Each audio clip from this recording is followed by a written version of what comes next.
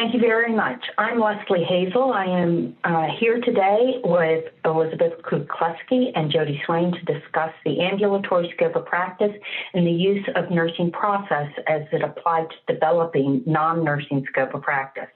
Our goal was to really understand what a clear scope of practice was from a multidisciplinary approach, to be able to promote these roles to work at their maximum ability and have clear collaboration between the clinical team members within a physician practice.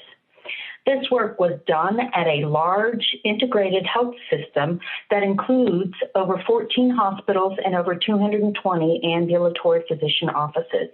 The nursing process was the framework used to develop, implement, and evaluate this work. We started out with our assessment, looking at the organization job descriptions, similar roles within the organization, state law, state requirements, curriculum for local schools, certifications and credentialing, what professional organizations said about the role, in addition to regulatory standards and requirements such as CMS, OSHA, CDC, FDA, and the Joint Commission. We quickly were able to diagnose that there was a lack of knowledge and understanding of the state law as it related to unlicensed roles in the physician ambulatory offices.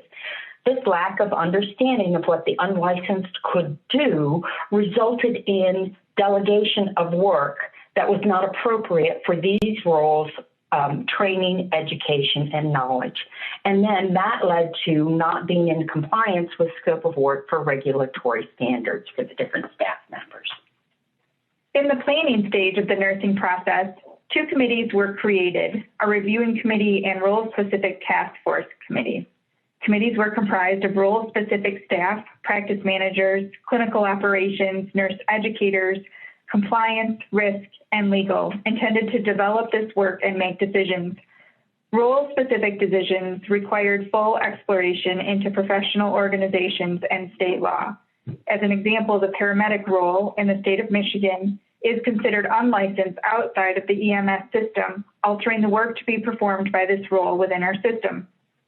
Proposed scope determinations were escalated for approval at the system level and inclusive of acute health and ambulatory leadership, COO, CNO, CMO, VPs, and chiefs. Following planning process and approval, implementation leaned on nurse educators and clinical operation roles to support and promote sustainability during this transition.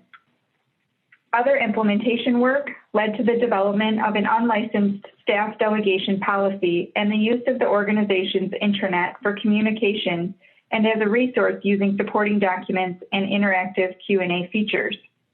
Clarification and transparency of the scope of each role led to improved understanding at multidisciplinary levels. It was necessary to promote this for appropriate implementation through collaboration between licensed and unlicensed clinical roles. Continued implementation required that we had leadership support. We needed support from operations, physician leaders, and the executive sponsors. Barriers that we discovered were barriers in communication of having such a large organization. The culture saying we've always done it this way and nothing bad has happened, and compliance with legal issues. Physicians didn't understand delegation law. They thought that they had full authority to delegate anything to anyone. This didn't take into consideration training, scope of practice issues, the workflow or care flows, and overall patient safety considerations. Medical assistants were rolled out in 2015, and paramedics and athletic trainer roles were done in 2019. For evaluation, we were concerned about improving workflows. This would affect overall patient safety and experience. The standardization of uniforms is a good example of that.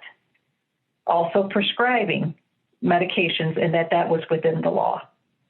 Job description alignments were done throughout the system for medical assistant, athletic trainer, paramedics, LPNs, and RNs. Another example is standard documentation for onboarding, policy alignments as well regarding tasks for delegation to unlicensed staff. The future considerations is the addition of other unlicensed roles to be defined, including that of a clinical office aide, and how we incorporate those roles into the policy.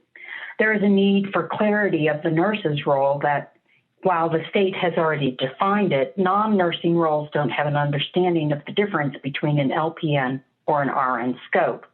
Additionally, clarity of delegation authority related to sublicensure roles such as that as the LPN or the physician assistant. So knowing that the state limits delegation authority by those sublicensure roles is an important clarity within the defining a scope of practice. Thank you very much and have a good day.